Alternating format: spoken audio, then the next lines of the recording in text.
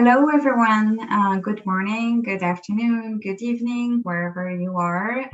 Thank you for joining this third day of the MELA conference. As a start to the day, I will just take 30 seconds to thank our generous sponsors, Eastview, Libra Books, LibraComs, Overdrive, Project Muse, Eran Farhang, Sardosi, and Arthur Fournier. I hope you'll enjoy today's presentations. Have fun. Dale, over to you. Thank you, Anais. Greetings and welcome, everyone. Thank you all so much for joining us for this roundtable sponsored and organized by the MELA Digital Scholarship Interest Group, otherwise known as DSIG.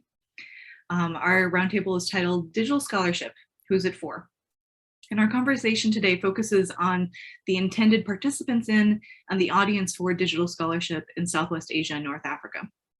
It centers the experiences and perspectives of librarians working in the Middle East, asking what challenges and opportunities are experienced by those engaging in digital scholarship regionally. What models of public participatory digital scholarship currently exist in the region? And what does the future possibly hold? Before we begin, I'd like to extend my gratitude to the organizers of the MELA meeting, including Anais, Megda, and Selma, who are the programming committee, as well as to Evan Kropf and David Risley, who have both been instrumental in the creation and execution of this roundtable. I'm also deeply thankful for my fellow DSIG members, Heather Hughes, AJ Robinson, Rustin Zarkar, and Guy Barak for their efforts to support the organization of the roundtable. And lastly, we wouldn't be here at all if our incredible presenters hadn't accepted our invitations. I'm so very grateful to Abdelaziz, Galal, Naz, Omnia, and Michael for their work to create wonderful presentations and prepare their thoughts on some tough questions relating to digital scholarship in the Middle East. Thank you all. So today's roundtable will begin with presentations by each participant, followed by a guided discussion among them. Then we'll open up the floor to Q&A with the audience. Please put any questions that you have in the chat, and our Zoom wranglers, in particular Rustin, will be keeping track of them. So without further ado, I'll introduce our roundtable participants. Abdelaziz Galal is an instruction reference librarian at Zayed University in the United Arab Emirates. He holds a Master of Library and Information Science from the University College London in Qatar. He has worked as digital humanities librarian at the American University in Cairo. Before that, he served as senior cataloger at the Rare Books and Special Collections Library at AUC. He began his career in librarianship working at the Library of Alexandrina, where he was closely involved with a huge book donation made by the National Library of France. His fields of interest include digital humanities, oral history, musicology, and ethnomusicology. Dalal Rahma holds an MS in Information Science from the University of Illinois at Urbana-Champaign, with a specialization in the data curation and socio-technical data analytics.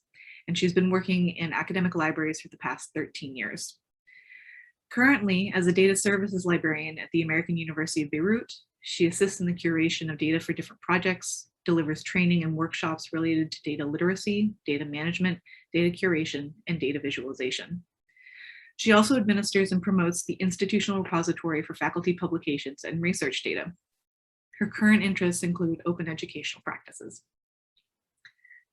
Naz Özkan has been working as the Reference and Outreach Librarian Liaison Librarian, for College of Administration Sciences and Economics and the College of Social Sciences and Humanities at Koç University since 2020. Previously, she worked as a branch librarian of Koç University's Research Center for Anatolian Civilizations, ANAMED, and as the representative of the ANAMED Library in Bibliotheca between 2016 to 2020. She graduated from the Department of History at Boğaziçi University. In 2018, she presented the Manuscript Collection of Koç University, Suna Karaç Library at MELCOM. And in 2021, she presented a paper titled Finding Istanbul in the Archives of Suna Karaç Library at the MELCOM 2021 online conference. She initiated a monthly podcast series named the Koç Üniversitesi Suna Karaç Library Podcast, İstanbul'u Dinliyorum. Omnia Fathallah is a subject matter expert librarian and Alexandria project manager at the library sector of the Bibliotheca Alexandrina in Alexandria, Egypt. She has an educational background in classical studies and a long career in librarianship since 1993. She was Director of Public and Information Services at the Library of Alexandria from 2006 to 2016. She is currently interested in digital humanities and digital scholarship. Within the framework of the Alexandria project, she focuses on introducing digital tools to humanists, especially in the fields of historic and archaeological research and ancient heritage, using DH tools in dealing with historical data and in delivering the content and services of the Alexandria project. And last but not least, Michael Nashed is a DH program manager and initiatives coordinator at the Bibliotheca Alexandrina in Alexandria, Egypt. Prior to his current role, Mr. Nashed was electronic publishing senior specialist and digital lab supervisor at the Bibliotheca Alexandrina from 2003 to 2011. He has over 18 years of experience in the production and management of digital humanities projects. In 2011, Mr. Nashed received a master's in project management from the Arab Academy for Science, Technology, and Maritime Transport in Egypt. And he participates as a lecturer and speaker in various digital humanities events at George Washington University, the University of Leipzig, and Germany, among others. Please join me in welcoming all of our participants. And we will open with the presentation by Abdelaziz Galal. And Evan, I will hand over to you now for the video. Thank you.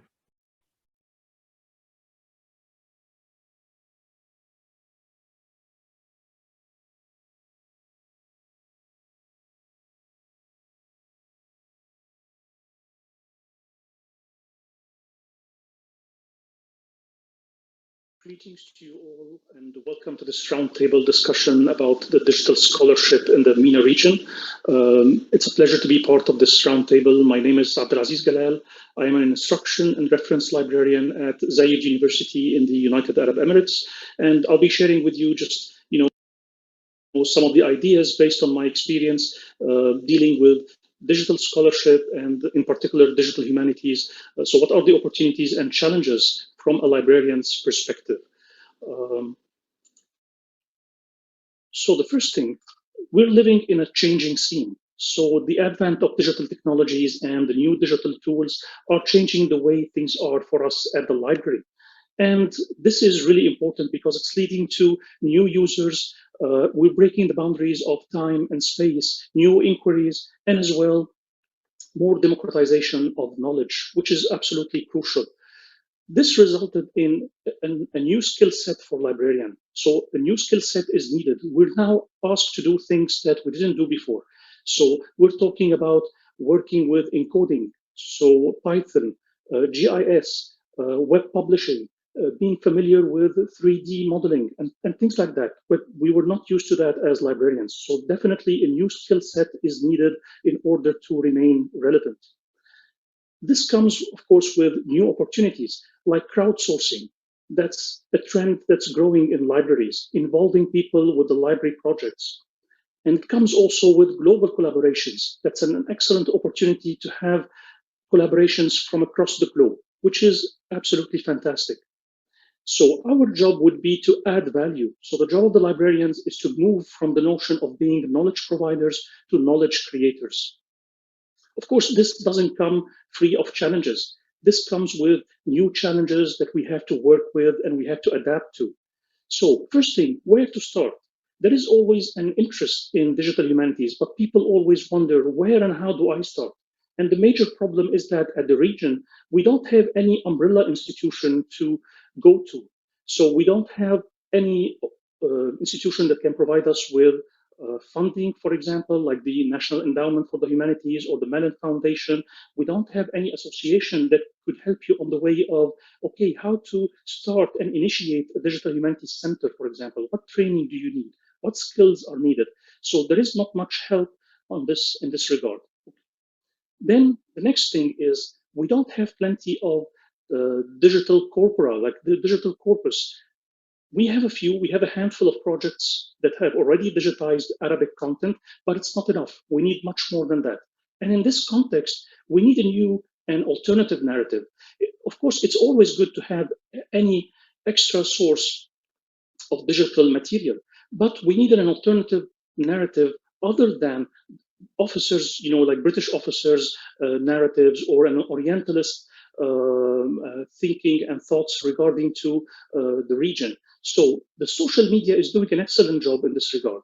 So if you follow the social media these days, you'll find plenty of accounts which are really quite interesting, talking about the region. One which is close to my heart, for example, is Hossam Alwan. That's an Egyptian multifaceted person. I mean, he is a researcher, cinematographer. He is someone that likes to go wandering around in the flea markets in Cairo looking for collectibles and memorabilia. And one of his recent posts, he published a group of letters by an Egyptian lady in Am Said, who was part of the first delegation of students, female students, to study abroad. She went to the UK in 1926. And it's such a wealth and richness in the letters that she exchanged with her family and friends that is really invaluable. And it was all found in the streets, in the flea market, in the Cairo Friday market. Okay. The next problem that we always face is access to archives. There are a lot of restrictions and permissions that are required in the region to access any archives. And this doesn't make our job any easier. I wish we had something like what is available in the US, the Freedom of Information Act, for example. This would have helped us a lot. So this is one of the barriers and the challenges that we face at the region. Another one is when you're working in academia, you'd always be asked if you're doing any digital humanities research, well, is that a serious research? So any professor is going to ask you, okay, and how is that going to affect my tenure? So that's a major problem that we're facing when it comes to digital humanities. We need to have like a consensus about how serious is that? Is it any different than publishing an article or contributing to a book or something like that? This needs to be tackled and addressed as well. The major problem that we have in the region is that there is a lack of awareness of the value of archives. This is an example of the archives of a very wealthy family from Alexandria in Egypt. And this is how it was found. I mean, it was in a totally shocking state. And this group of researchers, they are working in a French center in Alexandria, the Centre d'études Alexandrine, which is a wonderful center, doing an excellent job, preserving the heritage of Alexandria and especially the foreign community that lived at the beginning of the 20th century. They gathered this archive, they preserved it, and it's available online and accessible online, which is an excellent job that they've been doing for years. The next problem is sustainability. That's one of the major problems with any digital project. So you have a lot of things that are flying now in the cloud, but how long will it be flying? How long will it be around? So that's why we need to institutionalize our work so we can ensure its sustainability. The other problem is that the war of archives. I think that there is an ongoing war now. There is a growing interest in culture and in archives and opening libraries, which is excellent in the region. But the problem is we're working in silos. So we don't collaborate, we don't join hands, which we should be doing more often. So we have excellent projects ongoing in the region. Everyone is going on this fierce competition to acquire different archives as much as we can. But what I would really like to see is something like that, something like Europeana. So I'd like us to join hands at the region and work collaboratively on a joint project that would be a platform that preserves the cultural heritage of the region all together. Thank you so much. These were just the ideas that I had in mind that I would like to discuss, and I look forward to the discussion in the roundtable. Thanks, everyone. Thank you. Thank you, Abdelaziz, and thank you, Evan, for showing the video. We'll move now to Galal's presentation.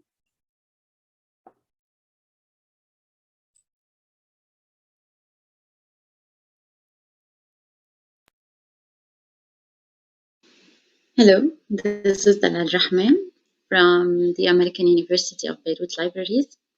Thank you for having me today in this roundtable entitled Digital Scholarship, Who is it for? I'm very happy to hear from you all about your experiences and share with you my experience in this area. I've been working in data services since 2014.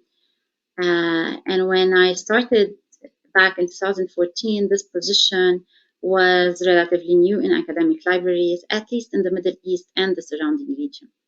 The fact that no one around me knew exactly what the role was all about was one of the first challenges I faced.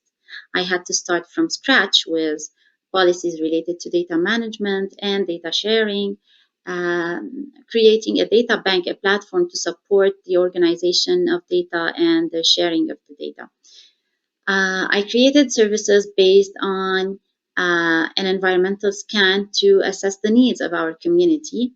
And this is where I started reaching to potential stakeholders, both internally within the library. I reached out to the systems librarian to create the data bank and integrate tools related to data management. I've also worked with the metadata librarian on choosing the appropriate metadata schema to describe and preserve research data. From campus, I reached out to different researchers interested in digital scholarship, digital humanities, researchers who were collecting big data, researchers who were creating tools to mine data, to visualize it, etc. I reached out to the administration, to the IT department, to the Office of Grants, to Graduate Council, among other stakeholders on campus. I've also reached out to people outside of the institution, including ministries, NGOs, data centers, to acquire data which was needed by our faculty members and license it in a way that they can reuse it. Some of the things I currently do in terms of digital scholarship is support our research community throughout the research data life cycle, starting from acquisitions of data, a really tough job because there's no open data in the country. Data is very expensive to purchase, and because if we purchase data, sometimes it's not reusable because it's not well described, etc. I also assist in organizing and managing data, making it fair, and visualizing it. This is done through library sessions and workshops, through one-on-one consultations. I'm sometimes embedded in some of the courses as well. At AUB, I wear several hats. So some of the other services I provide are really, in terms of digital scholarship, are the administration of AUB ScholarWorks, our institutional repository, and the promotion of AUB ScholarWorks and AUB data banks. I'm also working with the library on different projects related to online exhibits, like Google Arts exhibits, and digital libraries such as Gamal Jumblat Library, where I curate data and I visualize it. I am currently also leading an OER initiative on campus with a team of 5 people, 2 librarians, 1 instructional designer, 1 person from the Center for Teaching and Learning, and a faculty member. So I'm really interested in everything falling under the big umbrella of open science. And I believe that everyone today is engaged in activities related to digital scholarship in a way or another. But that comes with challenges and needs. So I like to show this influence sphere, and I'm going to talk about the challenges really briefly. So, and the needs. So one of the needs we have is a campus policy or campus policies related to open access. We need updated policies in terms related to promotion and tenure to support open science. We also need an infrastructure, adequate infrastructure, both human and technological. We have shortage in trained staff, and we need technological infrastructure, softwares, hardwares, storage space, etc. We also need training to bring awareness and change the mindset of most of our faculty members who are not fully ready for either digital scholarship or open science, probably because of the lack of policies and infrastructures. Funds will be helpful as well to create digital labs, employ more people, train people, buy space for storage of big collections and digital collections, big data, supercomputers for processing big data and analyzing it. On the national level, some of the challenges we face are the existence of laws which are not applied, and this affects strategic directions. We also live in a volatile region, so we currently, with the current situation, we face things like unstable internet connection and electricity storage. I'm not going to take too much time, but and this is all for me for now. Thank you.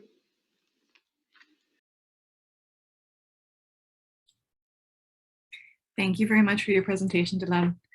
Now we'll move to Naz's presentation.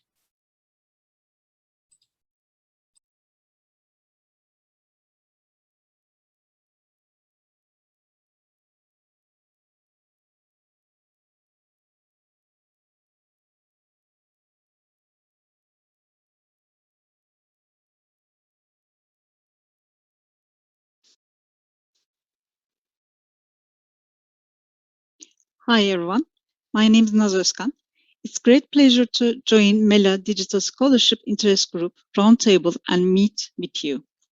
I'm working as a reference and outreach librarian and liaison librarian for College of Administrative Science and Economics, College of Social Science and Humanities at Sunakuraç Library at Koç University. Today, I will present to you about how Sunakuraç Library works with the scholars and non-librarians archivists for Sunakuraç Library's digital collections.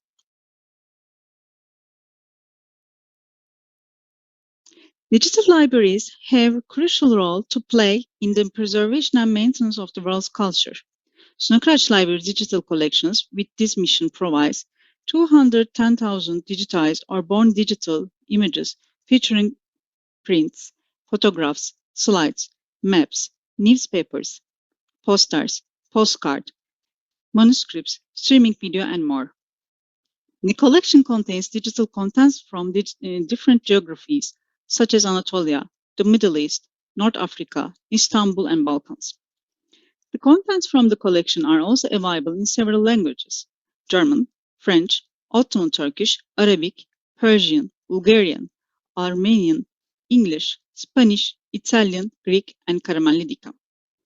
While we creating digital contents, digital collections, we get support from many different scholars for this design, creating, and updating of descriptive metadata, translation of documents. Here you can see our collections.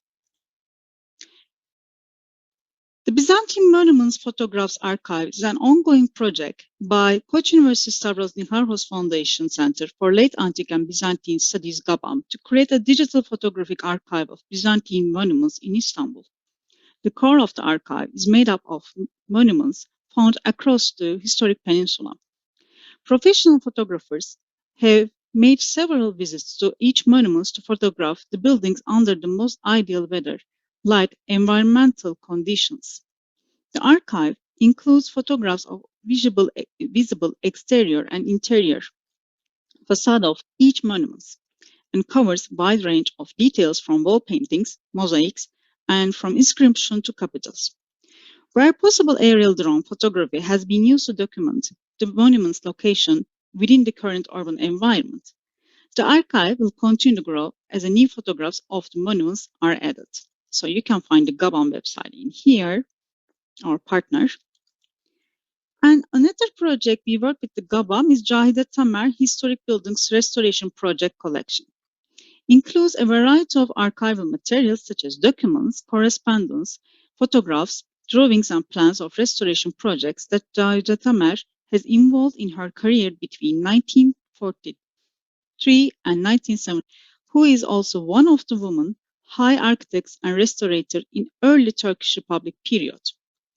The collection, which is transferred to Sunakuraç Library by the end of the 2018, is donated to the library archive by the architect's daughter Ayşenur Ökten, you can see here, with initiative of the Koç University Stavros Niarchos Foundation Center, Late Antique and Byzantine Studies GABAM Barış Altan, and you can see in here our archivist Mustafa Ergül. The collection process including classification, identification, Gabam Ali Öz, translation of archival materials is supported by Gabam between the years 2019 and 2020. And here you can see the Barış Altan's biography. He's architect and he worked with us for this project. In 2018, Koç University and Gabam, the Friends of the Music Society in Athens, launched the Byzantine Musical Instrument Research Project under the scientific supervision of Nikos Maliaras. As a part of this project, Dr. Botanakis examined a great number of visual presentations found on artifacts such as bowls, caskets, wall paintings, pictures, mosaics, wooden icons, and etc. Date between the 2nd and the 16th century, originating from the wider geographical area of the Byzantine Empire. So you can see that he's an academician on music education and he's working in Hellenic Mediterranean University. The Mehmet Nihat Nigizberg collection of architectural photographs and drawings consists of photographs, photocards, notebooks, plans, architectural drawings related to specific historical buildings and construction and restoration projects in the architect's archive during the 19th century Ottoman Empire's land. The collection comprises of images over 100 unique structures in over 40 cities such as Istanbul, Bursa, Konya, Damascus, Jerusalem, Gaza, and Cairo, ranging in the geographies of Anatolia, the Middle East, and North Africa for this reason. Documents belonging to this collection were written in Ottoman Turkish, French, Arabic, and English. French was frequently used in the documents because French was a prestige lingua franca from the 17th century until the mid-20th century. In 18th and 19th centuries, that the English language rose in influence by the end of the 18th century, when the Britain stood poised to expand its influence in the Middle East in economic activities and trade networks. The British Empire also established effective control of Persian Gulf. This affected lingua franca of the region, of course. For this collection, we work with Professor Dr. Tarkan Okçoğlu and Dr. Dilal Gümüş from Istanbul University Art History Department, and also Mustafa Ergün from our digital collection team helped them. Hüseyin Hilmi Pasha documents collections includes records of the correspondence which were kept by statesman Hüseyin Hilmi Pasha for his personal archive during the post in Yemen and newspaper clippings about the Balkan conflict he collected in 1903-1990. And therefore, these documents can be divided into two periods. One coincides with his post in Yemen. The second phase is post with Balkans.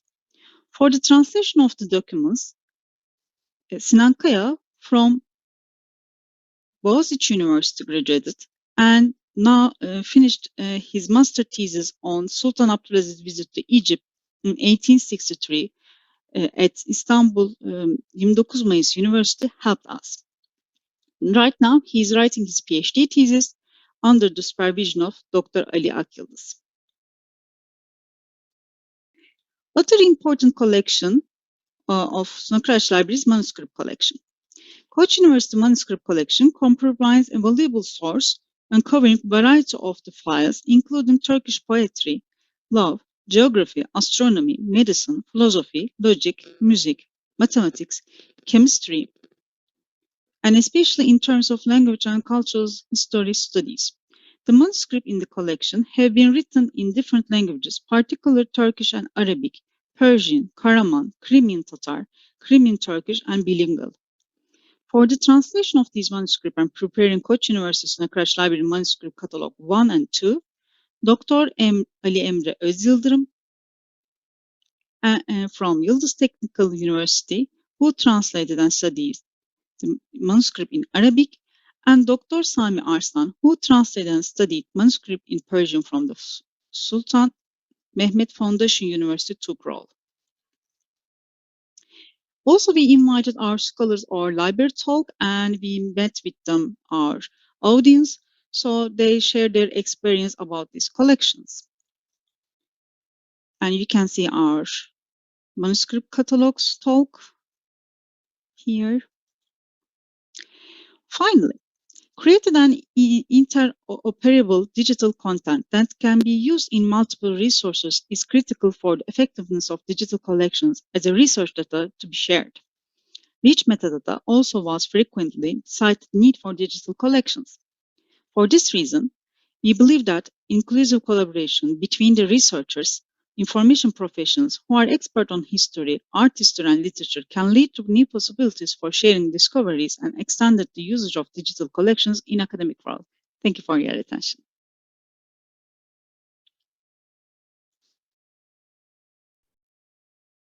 Thank you, Nas, for your presentation.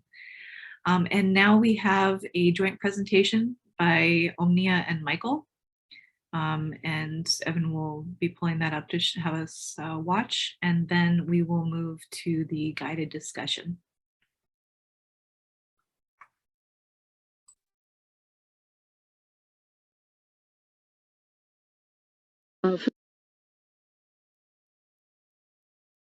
First of all, it's our pleasure to be participating today in this roundtable about digital humanities in the Middle East. We want to share some of our insights about digital humanities and digital scholarship in the Middle East. We will go quickly through these points. First, we would like to say that as we see digital technology is being applied within scholarship in the humanities, we still feel that digital tools are a little bit far from humanists and scholars in the humanities.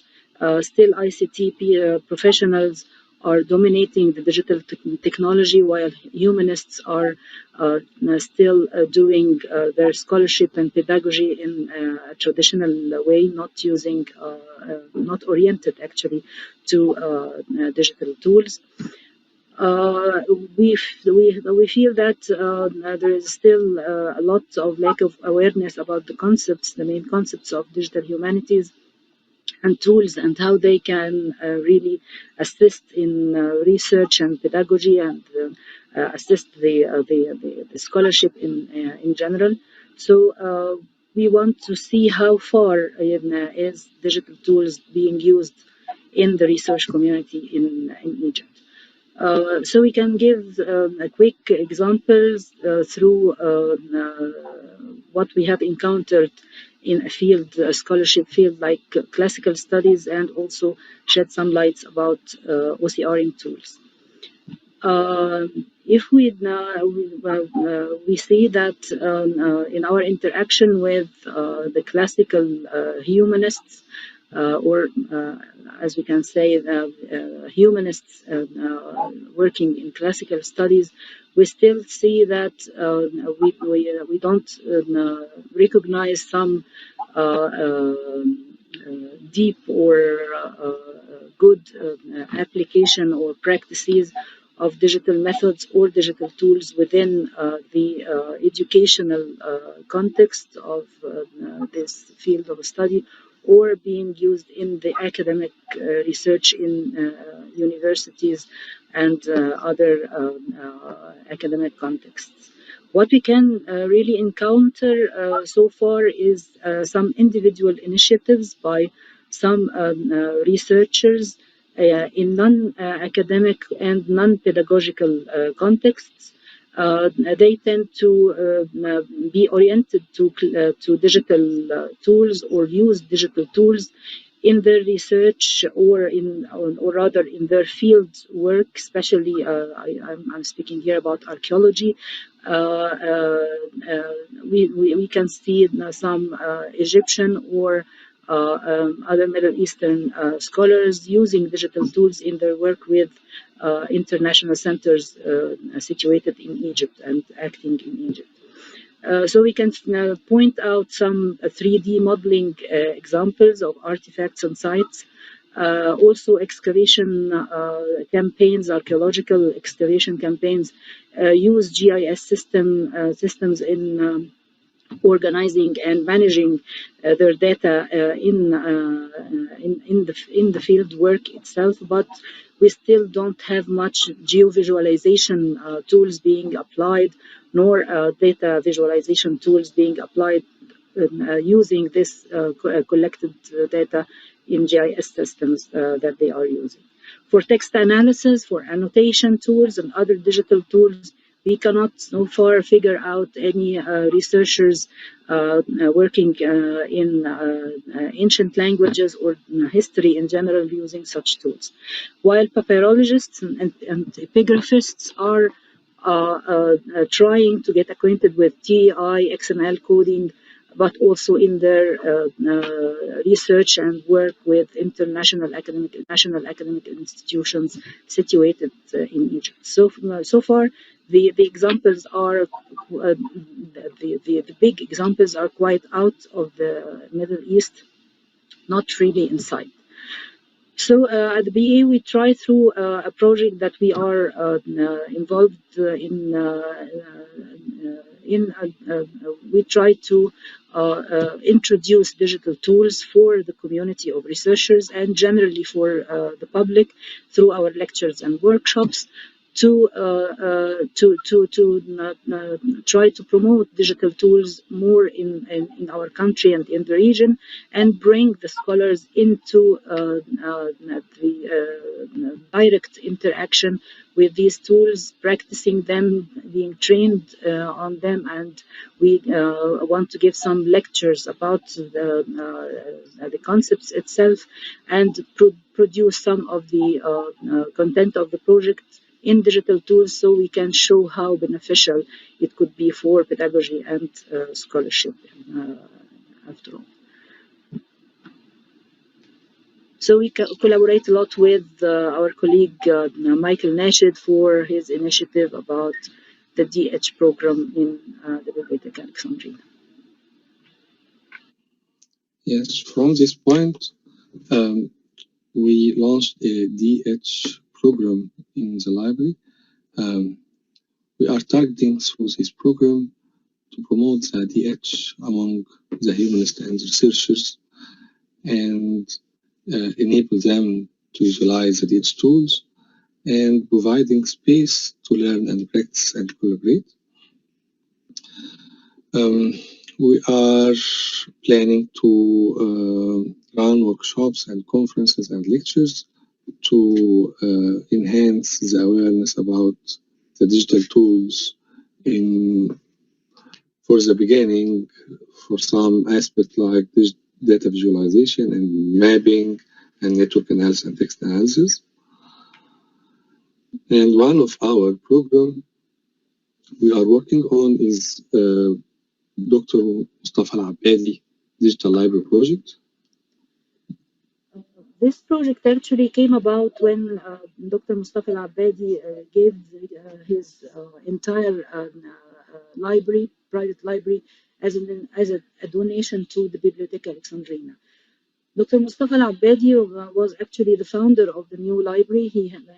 He invented the idea of the library, and he was a leading Alexandrian scholar with international reputation, and he was an innovator in classical studies and generally in papyrology, and he was internationally connected, and he was also a part of the contemporary intellectual history of Egypt. He was a leading figure.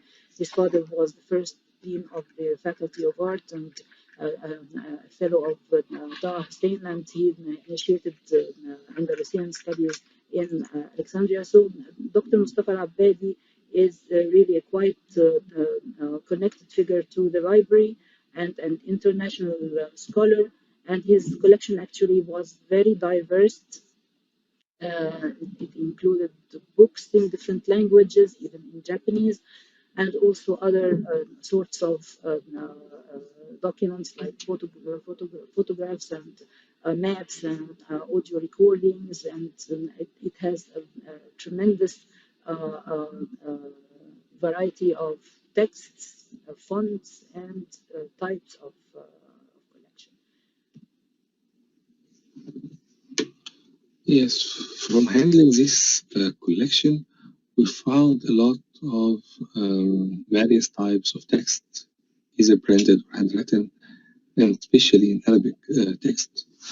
So we went through CRing this collection, and it was hardly to find a way to get a high accuracy of this Arabic text. So we went through some already made tools like Interact or Fine Reader or Sakh. Either it's not high accuracy or it's not familiar with handwritten Arabic text. And as we know, there is a lot of problem and a lot of challenge we faced with the Arabic text. Already we had some experience to handling something like that, but what we assume and what we are looking for, how to get this text very accurate and clear enough for editing and researching, and to be enrich the collection, the digital collection online. So we working and thinking about to get available a web-based application, and maybe with mobile application, and it will and we are looking for to get it free and open source for everyone, and enable the researcher and simple user to upload and handling the image through this web portal.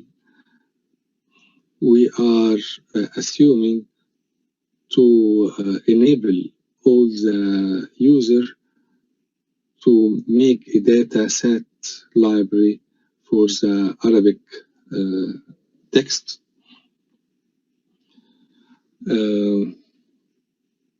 So we assume that, and we noticed that in the community that there is no awareness about what is the OCR and what is the HDR, and how useful and how it's beneficiary to use in either research or the day-to-day life. So our idea is if you unifying the efforts all over the Middle East and the Arabic language countries to all work on one or unified dataset trained model, it will be very enriched and very useful to build a successful model for the character dataset for either printed and handwritten. And if it's well connected with the day-to-day life for either the children and the teacher or any segments of audience, it will be very beneficiary to enhance and success this model. And meanwhile, we have to promote and enlighten this tool for the Middle East that maybe we're thinking to make it enable either the children to go through some games or something like that to build this character recognition data set that will be very easy to unify and success this model. We have some recommendations about digital humanities in the region. So we can fulfill these issues. We think that the BADH program can host an international event in the region. and can think about managing and organizing digital summer school, digital humanities summer school on a periodical basis. And we offer the following suggestion for the roundtable. We think of an online platform about DH in the region, so the objectives can fulfill these points about training, highlighting the existing practices, and looking for fundraising opportunities, and encourage a survey about the DH in the region. This kind of proposed forum can offer self-registry for all individuals and institutions who want to express themselves and the projects they are thinking of or working on, doing or working on, and express their needs, their collaboration needs, and everything about what they are doing. So the DH community can really get together through this medium. And surveys could be conducted and published here. Trainings happening in the Middle East could be archived and accessed here, and also in some open access tools could be also provided. We can talk much further in discussion about this. This is quickly what we thought about in our presentation. Thank you for this opportunity and looking forward for the discussion. Thank you.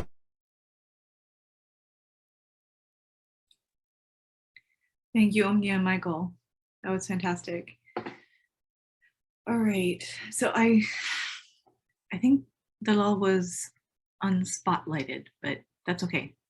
She's still here. We're good. Okay, just make sure everyone is still here so we can have our discussion. All right, thank you all so much. Those are wonderful presentations.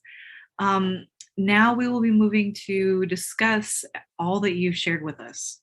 Now you've highlighted several important issues and offered some potential solutions, examples of projects that have been quite successful or that met with certain challenges. And so I have some questions for you that will hopefully tease out some of that and bring some ties between your projects together and make them more obvious. And so my first question, I'm going to ask Naz to respond to this first, but everyone should feel free to respond to this in 1 to 2 minutes each. My first question is, who are the different stakeholders at your institution who are interested in digital scholarship? And what is required to support their work? And I'll put that in the chat too, so that we all have it. Thank you for your moderation, and thank you for this lovely session. And actually, our stakeholders are from the academic world. I mean, our faculty members, faculty staffs, and also scholars, the researchers. And plus, we have very, how can I say, talented PhD students. So we work with them. Koç University has some research institute. One of them is a GABAM. They are focusing on, it's the first scientific center dedicated to Byzantine art and history of archaeology. So they have a very rich collection of photographies, musical instruments, which I mentioned in my presentation. And we work with them for many projects. And also we have another interesting collection, Sons of Istanbul. In this project, we work with Pınar Çevikayak Yelmi. It's her doctoral thesis under the supervision of the Professor Nina Ergin at Koç University. So we work with her, and also this project focused on the everyday sounds of the Istanbul. And you know that we can record everything as images, but the sounds, what happened to sounds? So we also recorded them and we make collection with them. And then, we created cultural memory with this collection in our digital collection at Koç University. And also this project became associated partner with the Europana Sound. And also this project is presented as a kind of exhibition in Koç University Research Center for Anatolian Civilization. And so we work with them. And last one is another, we work with another PhD student with, his name is Onur Engin, and he's PhD student at Institute of the Social Sciences and Humanities, Department of Archaeology and Art, and he focused on the sound recordings of Rahmi Koç museums and the industrial machines sounds. So again, we recorded the sounds in here, and they help us actually to determine the sounds, and they take the pictures, so we have them in our collections right now. And then actually what is required to support their work, we work with our team, we have a digital collection team, so they work with them. And if they need any help from the outside, of course, we contact with the other experts for the projects. Thank you. You're welcome. Who would like to comment next on this question about stakeholders and their needs? Yeah, sure. Well, I believe that everyone on campus is interested in participating or is participating in some way or another in digital scholarship. For example, faculty members who are generating research data and using real data sets in their classrooms, for example, with their students for the assignments and final projects. Also faculty members who are going and publishing their research using the institutional platform, making it openly accessible to all. Also, the library is working on OCRing our Arabic collection, creating online digital libraries and online exhibits. Many other support centers are interested in digital scholarship and are supporting in a way or another. Also, students are also actively engaged in creating digital content, sometimes in some courses. So really everyone. Wonderful. Thank you. Michael, did I see that you had unmuted too? Do you want to comment on this one?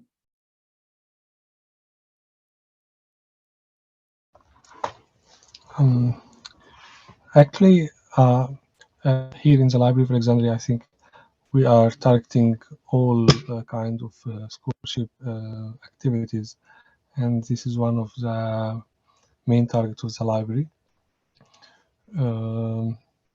Meanwhile, we are a public library actually, but we are serving a lot of scholars in their works, and we had a lot of projects with a lot of facilities and technology that serve the research process.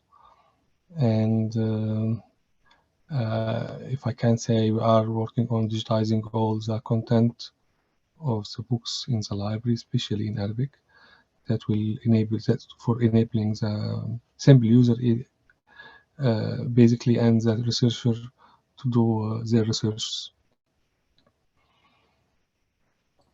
Thank you. Yeah, Dale, if I can just jump in. But first of all, I want to say thank you so much to you and to Evan, David, for putting this together, for all your efforts. I mean, arranging and coordinating. It's been wonderful. Answering your question again, I will reiterate what Galal has just said. I mean, in an academic context, everyone can be a potential, stakeholder or interested in digital scholarship. And again, I'll be talking specifically about digital humanities. So faculty, of course, and faculty, there are two reasons. First of all, I mean, if you can get someone engaged in a project, or probably you will discover that there is already people who have their own projects. So that's the first thing. The second thing is a lot of them are really interested in integrating digital tools and digital humanities in the classroom. So either as a way of teaching or changing the nature of assignments. So that's the second way the faculty use digital tools and digital humanities. The other thing is mostly graduate students, not undergrads, probably graduate students. They really are interested in digital tools. Sometimes they like to use that in their projects. And for me, I would say that you have to secure two things if you're working with the digital humanities project. the subject matter expert, so the person that's going to overlook and be in charge of the content, the scientific content.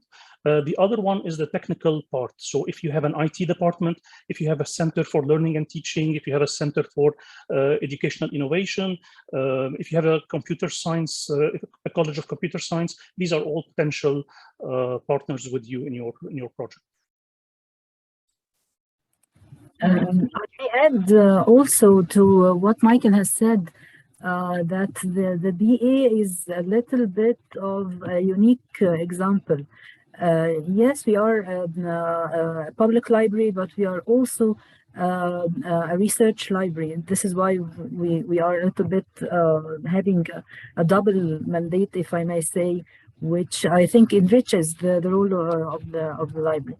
What is also unique about the library is not only that we support research as a concept of research, not a specific academic curriculum of a specific academic goals. We reach researchers in general. So we are serving both the public and the researcher, even if they are freelance researchers. So we have this specificity about the message to the community. But of course, we also have another umbrella, is that the inside out community of the BA, because the BA inside it's not like any library only focused on the collection it hosts, but also it hosts within its realm many research centers specialized in the heritage of the area and the heritage of Egypt and Alexandria. So we have a research center for calligraphy and writings across the ages. We have a another research center focused on the modern and contemporary history of Alexandria. We have another center which is the Hellenistic Center. With an educational mandate. They have a joint agreement with Alexandria University to host postgraduate studies within the library, and the degree is given on the umbrella of the Alexandria University. So we have also some sort of an educational life inside the library regarding Hellenistic studies. So there are lots of different stakeholders within the library, the academic division at the Bibliotheca Alexandrina, and also the public community that we are serving. And here comes the uniqueness about the library sector within the Library of Alexandria, because we connect all these communities, and we have also a strong ICT sector who could be really beneficial to have such kind of division, strong division within the library, because they can assist all of us in implementing and maintaining the technologies and making sure that they are perfectly directed to the inside scholarly work of the library of the Bibliotheca Alexandrina and to the outside. So we have stakeholders at the Alexandria University and other Egyptian university, and stakeholders inside the organization that we are situated in, which is really gives us dynamic, a very dynamic context to play within and to spread the message about digital humanities and the application of digital tools. That's what I wanted to say. Excellent. Naz, did you have something? I also forget our Bibliotheca project. Also, we united 13 research library in the Taksim Beyoğlu region in Istanbul, and we create a union of catalog. So you can search in this catalog all the libraries collection focus on the social sciences. And also they have digital collections. So we added their digital collection on our web in the Bibliotheca web page. So you can see all the digital collection of these libraries in the same page. And this is so useful for the researchers because Taksim is the center, heart of Istanbul, and lots of people are coming there. And when they come to this place, they can visit many libraries at the same time. After they check in their catalogs, they can find the books according to the collections. And so they have opportunity to, how can I see all the collections, all the events in a one page. So it's so useful. And these Bibliotheca partners are also important partners for the digital scholarship for Koç University Library. Wonderful. I think both of your comments speak to what Abdelaziz was also identifying, this need for centralizing, institutionalizing of digital scholarship, digital humanities. And so having these kind of centralized tools of the Union catalog, of having a centralized body in the Library of Alexandria where people can coordinate with one another on projects. These are, the beginnings of the starts of local ways of doing this kind of work. And so I find that wonderful. I would like to ask you a related question that I think you all have you've gotten to in many ways. You all have a range of experiences and careers with regard to digital scholarship, how much time, what different kinds of institutions you've been working at. And so my question is, and I'll start with Omnia with this one, how is digital scholarship changing the work that you do as you reflect back on your career? What's changed? And what do you see maybe going forward?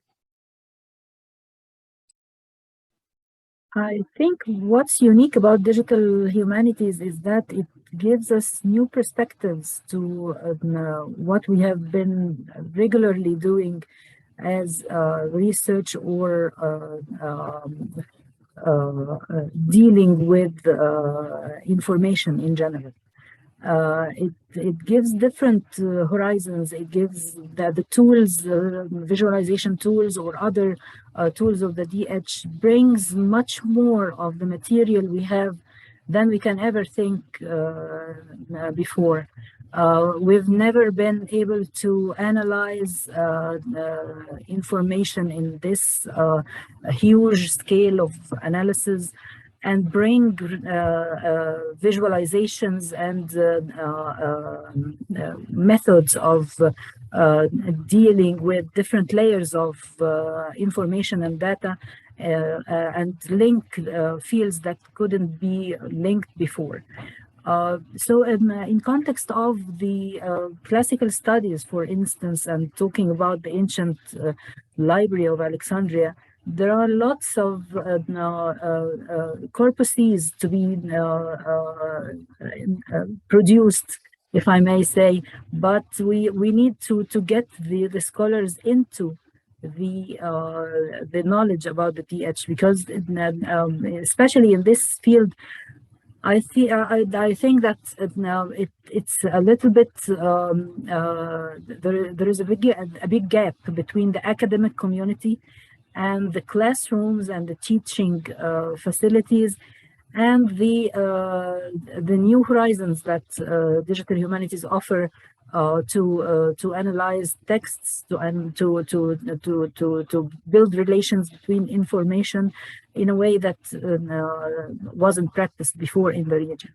And some resources that we encounter outside of the Middle East can really demonstrate for us this kind of uniqueness. Like I can speak of one of the major digital libraries about papyrology, for instance. This is the Trismegistus database. It gives lots of deep analysis of the content of collections of papyri that no papyrologist have ever thought that he can really encounter this kind of link between the texts and the collections in this way. Usually papyrologists used to pay their entire life to make these kinds of connections, which is now really easily browsable via the visualization that is offered through Trismegistus. So we have lots of collections within the regions, our region, within the Middle East region, and in each country in our region. So it would be very useful to have this kind of practice inside and to raise awareness about it. Actually, unfortunately, sometimes we feel that we are beyond the reach out which is available in Europe and the US. And we cannot yet say that we have practiced much of the digital humanities. But as we are getting into the field, we see how much beneficial it could offer, and how young researchers could be really talented to be oriented to this kind of technology and make a revolutionary jump in the research and scholarship atmosphere. And bring into the picture these kinds of tools, and we hope to be really a hub for that and to enable that.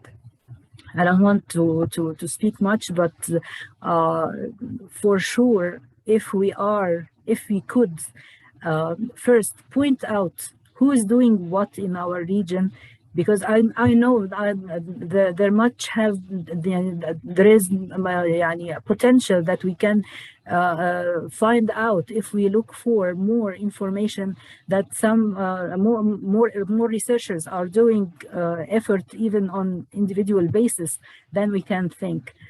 So far there are single examples, but if we look for more, we can find more people involved, and we can give opportunities. And this is why I think, yes, it needs some effort at the beginning, but it will be paying off all effort. Thank you, Omnia. Thank you. Daily, if I can possibly add to this, I would say the skill set, so professional development. So if we as librarians, as much as we can, if you can learn XML, Python, R programming, invest in that as much as you can. The next thing is collection development. Traditionally, we used to think of platforms, like databases and things like that. Now it does happen a lot of times that faculty are asking for digital tools, or platforms for digital analysis. Like recently, for example, we had people asking for something like Gale Digital Scholar Lab, for example. Can you give us a subscription to that? Omeka, whatever. All these tools. So that's another thing that's affecting us in the libraries, and even the space. Let me tell you that, for example, at Zayed University, now we have dedicated a classroom that we had. It's now called the Social Sciences Lab. So it's a dedicated space for anyone that wishes to work on digital humanities. So it's equipped with computers that has tools installed on them, and so on. So these are things that anyone should consider when how it changes our work in libraries. Thank you. Anyone else want to comment on this question? Yeah. Yeah. Well, I agree with what Galal have said. I don't want to repeat what he has said, but I want to stress on the need of constant outreach to promote our services, the services we provide. So doing outreach is something new to libraries, but also constant enhancement of services is needed to fulfill the research community's needs. And as Galal said, constant training to stay on top of things and expose ourselves to new trends in digital scholarship. So maybe the role of librarians in general have changed. There's a saying that I really like, and it goes like that: bad libraries create collections, good libraries create services, but great libraries create communities. So at AUB, we strive to be a great library by inviting people to talk to each other. Sometimes we lack of some skills, so we search for people on campus and invite them to offer some workshops to both librarians and faculty members. And this model of outreach have helped us in creating communities where sometimes real collaborations can take place. So we are creating communities, and this is a change to the traditional role of libraries and librarians. Thank you. In this sense, If I have a chance, I want to say something else. As you know that, yes, we are in the digital transformation and revolution change, and our citizens become also digital. So they wanted to see something else in online, and they use the social media so much, and they want to sometimes listen something else rather than to read.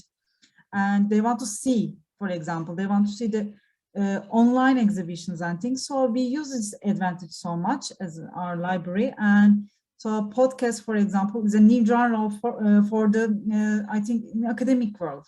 So many things turn to be, how can I say, digitalized, and also we prepare digital exhibitions, and we use the social media so much, and we, how can I say, introduce all our collections through the social media. Or we have, for example, databases or digital collections or digital sources, any kind of thing. So we use them frequently. And also other important is, of course, the power of the social open access. So when I'm liaison librarian, so I'm giving also the trainings, library trainings to students and about the library sources. So when I check the syllabuses, I can see the articles or sources, which some of them are open access. So some of them they can reach them easily. They can reach through the library, of course, but also some of them are open access. So the open access sources rise in the sense. And digital archives, of course, many archives in Turkey right now turn to digital. Also, Ottoman State Archives is digital. Now you can just search the from the archive and you can get the documents, anything else.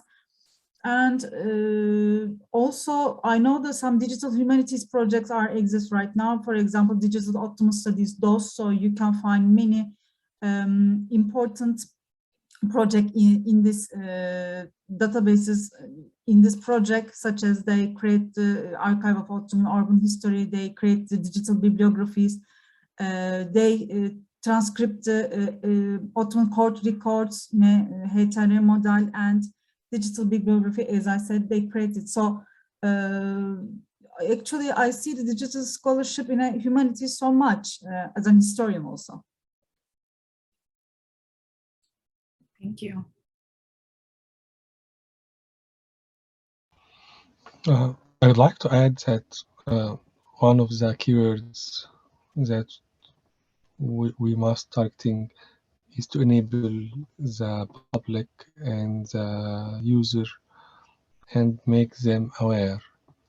The awareness, I think, it's a very important keyword in this aspect, because from my personal view, a lot of people didn't know the way to do some research methods or to enhance their researches. Actually, one of our, as a library, one of our objectives is to enable and enrich the awareness of the user about this tool. Wonderful, thank you. So I'd like to open up to questions from the audience. And we already have one question that's come in. And this one's from Michael. It comes from Magda Sherbini. You've mentioned digitizing all the Arabic books in the collection at the Library of Alexandria. Could you talk a little bit about the copyright issues? Yeah, sure. Actually, this aspect is out of my hand as a legal issue. But as I know that the library make available the content of the digital content inside the premises of the library. Otherwise, I think it's about 50% of the content available online through the website. Omnia can correct if I am wrong, but the content is not available outside the library. Actually, it's available digitized inside the library only. what I just want to give a hint about, or to correct, is that 5% of the content is online, not 50%, and most of the It's 5%. yeah, 5%. Yeah, And that's I mean. yes, usually this 5% comes from the beginning of the document of the book, so it's mostly the title page, library, table of contents. Of course, you know, the Arabic books, some Arabic books are have the table of contents in the beginning, and a part of the introduction, or a good part of the introduction if the table of contents is in the back. So what was, I think, crucial for the library when it took this decision about digitizing all the Arabic books is to preserve the content, because we are obliged and we have an obligation towards the Arabic authorships, especially in Egypt, to document the Arabic published books. So part of the mission, I think, was preserving the collection, and also giving access to the collection, even partially due to copyrights. Thank you.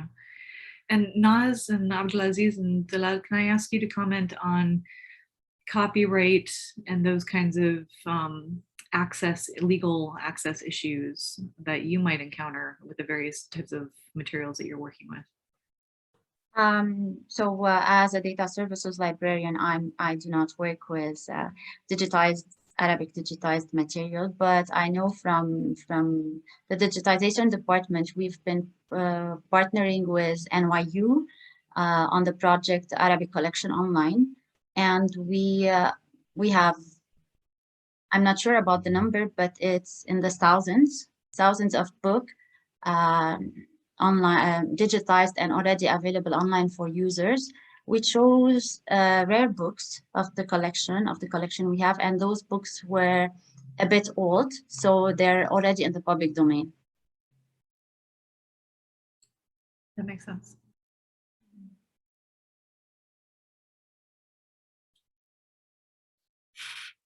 Abdelaziz or Naz? Yeah, I mean, if my experience at AUC, for example, we were part of the ACO project, I mean, the Arabic collections online. And I think most of the material, if not all of it, I mean, all of the material that we contributed was in public domain. So there were no problems, no issues with copyright whatsoever. But again, in this, I would like to stress what Michael had said, the awareness and the vulnerability of archives, generally speaking. I mean, this is something really crucial. And like recently in the Abu Dhabi Book Fair, for example, I met with a vendor. He had a lot of rare material. And to me, even I was wondering, I mean, if this was smuggled out of the country, or how was this moved? And he had something very interesting. He said, Abdelaziz, we have a collaboration with the trash collectors in Cairo. And this is a huge industry. And what they do is, whenever there is a material or an item that's of some value, they call us. And we go and we check these items and we take whatever we want. So again, the awareness, the vulnerability, that's something really crucial when it comes to Arabic material specifically. Yeah. Wow, that's a whole project in and of itself right there. My goodness. Naz? We have right to open access and use the digitalized collections for research and education purpose on the internet. But also we, how can I say, sign a kind of documents when we bought these digital collections, these materials, I mean, from the owners, to digitalize and to use it. And if someone wanted to use it, they have to also sign a kind of document for us. That's all. Yeah. So, and we didn't, we actually digitalize right now the materials such as the visual documents and most of the visual documents other than the books. And for rare books, we still use the print ones. We don't have digital collections for them. Mm-hmm. Mm-hmm. Excellent. I think just a comment from Iman, looks like she is confirming what Omnia was saying, that only 5% of the books are available and you have to be in the Library of Alexandria on their Wi-Fi system. access those materials, which makes sense with what you were saying. I'm going to let folks continue to think about their questions. I have more questions of my own, of course, that I would love to engage you all on. So I'd like to ask, Galal, could you start us off with this one?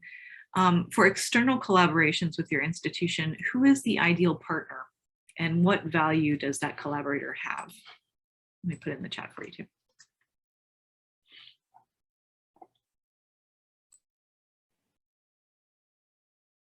So ideal partners would be other universities, perhaps, other academic libraries. As I've just mentioned, we have had a good experience with many other academic libraries, including those who are part of the NYU project, the Arabic Online Collection, and other US universities. Potential collaborators could be also museums, publishers, funding agencies, NGOs, and so many others. As a data services librarian, I've already partnered with several external collaborators, such as ministries, to acquire data from them for our research community and to host it on our repository, institutional data bank, in our data bank, since they did not have a repository to put their data in it and to organize it in a way to make it accessible and to archive it and preserve it. Some of those ministries kept their data on paper. So they found an opportunity to preserve, to start a project within the ministry to preserve their data, to make it digital. And at the same time, we have benefited from this data. Our research community have used it, and some of the students in some courses have used it for their final project. So this is just an example. Excellent. Can I ask about that? Do those ministries continue to publish the data as well in print? Are they doing both? I think they're doing both. Okay. Okay. Yeah. Thanks. I'm sorry. Continue. I interrupted you. Yeah. So because sometimes they get the data from their data center in print. They just print it out as PDF out of the system. I'm not sure how they do it, but for many of the ministries we have online, they have their data in and on paper, big folders on paper.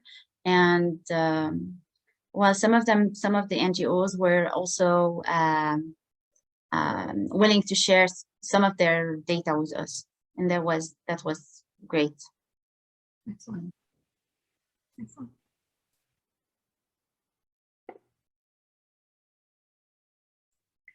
Abdelaziz, yes. Yeah, if I can add to that, well, from my experience at AUC, for example, you had two options. Either you're going to collaborate with an institution or with an individual.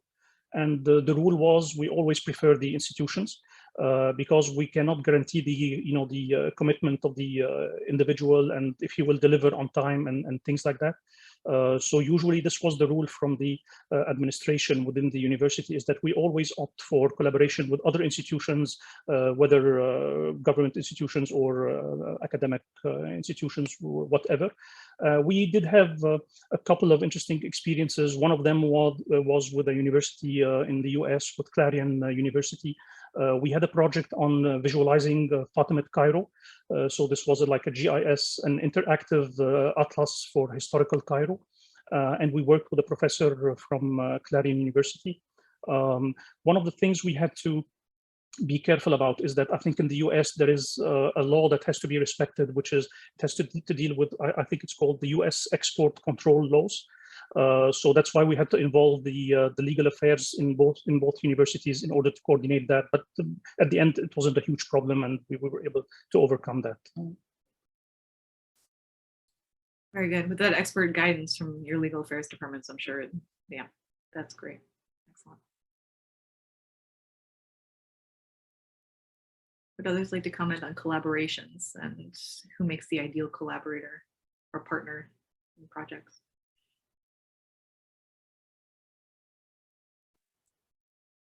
for us, of course, faculty members and departments, and Koç, as I said, Koç University has lots of also research centers, but rather than, with these research centers, of course, the foundations and the other research center and the libraries, especially research libraries, focus on digital humanities and social sciences, urban life history, society, rare books are our ideal partners. And then also open access platforms, Europana, these are important partners for us.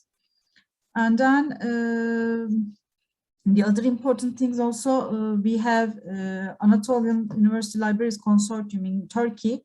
So we work with other libraries in this consortium, and we focus on to ensure and access more easy resources in affordable prices for our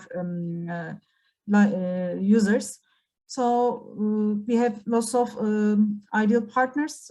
Also from the, of course, we have, as I said, a library network, Bibliotheca, and libraries in Istanbul also are partners, ideal partners. And also important here, of course, the financial support and also labor force, because labor force is so important, really, because we need also people focus on these projects clearly and full.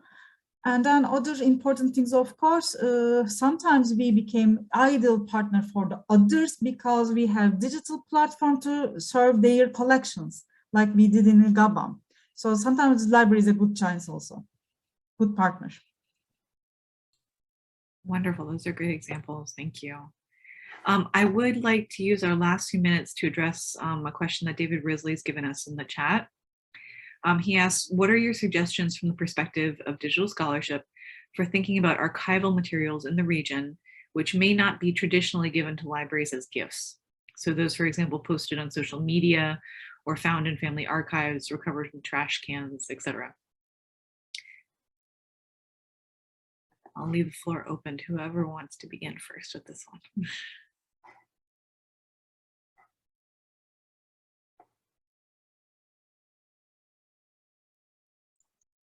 Well, I would say, David, you're taking us into a minefield, because that's very sensitive. I don't know what's the solution. I always prefer institutionalizing things, but that's a double sword weapon, because once you give in things to the institution, you don't have control over these things, and you don't know what they will show, what they will keep away from the public, and you won't have any control over that. I really don't know what's the solution. I can share something very quickly with you. I worked both at the Library of Alexandria. I really had the privilege of working there, and I worked at AUC. So one is a public library, one is an academic library. I remember we received Boutros Ghali, the former or the ex UN Secretary General, and he was hesitating between giving his personal private library or part of it either to the Library of Alexandria or to AUC. And what he said was, at the Library of Alexandria, it will be well accessed by a huge number of people, but I'm not totally sure about if it will be totally perfectly preserved. It will be, I mean, in good hands, but still I prefer for preservation to give it to AUC. But if I give it to AUC, I'm not sure it will be accessed by a huge number of people. So I liked his approach to that, for example. I may add to what Abdelaziz has said regarding the sensitiveness of this issue. Especially speaking about archives, we have different fluctuating, if I may say, perspectives. Some archives are national archives and deeply connected with the integrity of a country, or the big national archive of a country might be so sensitive. As in the United States, presidents give their collections and they put some restrictions for some years, even to access the print collection, rather having this collection digitized and publicly available or not. and some documents are kept very in a sensitive blockage for years.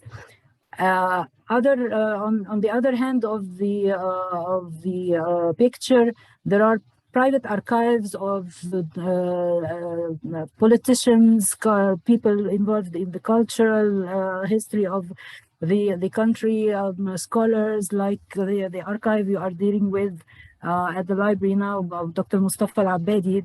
This archive is a very unique archive because it's the personal documents and the academic documents of a highly distinguished academic scholar who contributed to the improvement of the scholarship in a topic and field in his country.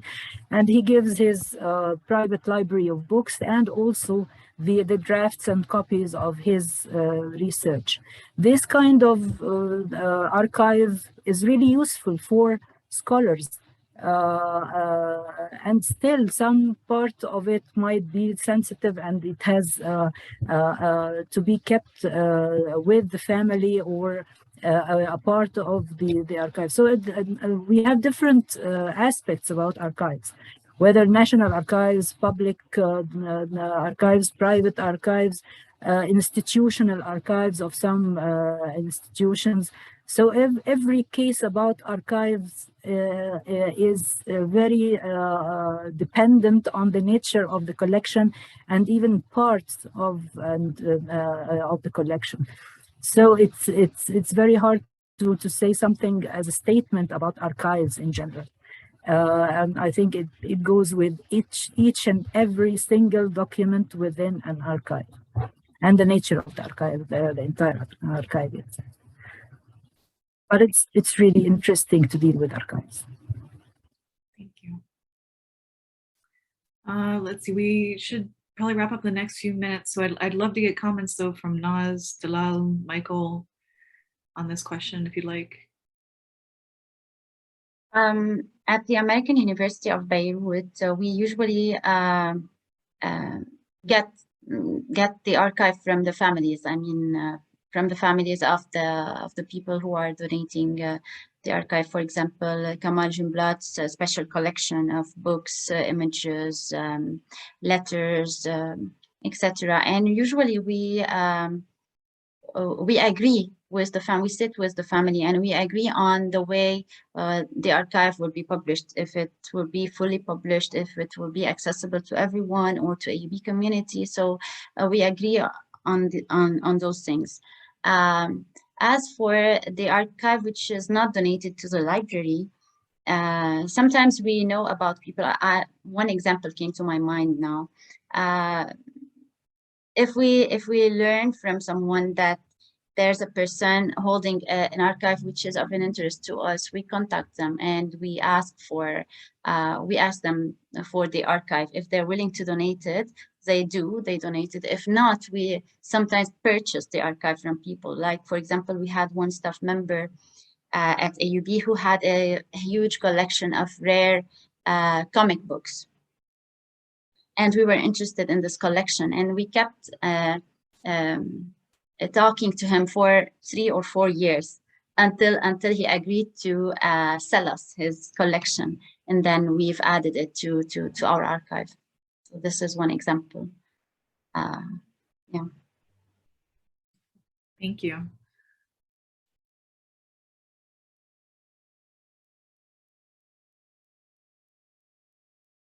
Naz or Michael? Okay. You have some last comments? Yeah, either one of you, whoever wants to go first. Michael, please. I told you.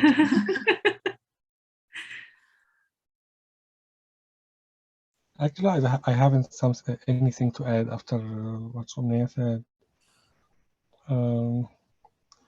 I think this kind of collections, it's a very good medium to implement DH tools inside it. Mm-hmm. Otherwise, I didn't something to add. I haven't something to add, sorry. Thank you. Naz? For the rare books on our manuscript collection, actually we get both donation and also we purchase them. We have important donators who gave their collections to us. Sometimes they find us and they wanted to donate their collections to us. It's a good, I think. And also we are focusing on most on our search areas and also mostly humanities. And we try to, how can I say, we first examine the collection, then it's okay for us, we can, yes, get donation or we purchase it. Most of them, yes, we buying from the families or important experts, and they said, and there's a one collection is useful for you, maybe you can, how can I say, examine this and you would like to use them, get them for your collection. We said, okay, and this process goes like this in our library. Wonderful. Well, I'm sorry that we have to end our discussion, but we are at time. And I've appreciated so much hearing from all of you, and thank you for engaging our questions and engaging with each other. I hope we can do this again, inshallah, going into the future. Everyone, please join me in thanking our participants, Michael, Abdelaziz, Naz, Omnia, and Galal. And I hope you all have a wonderful day.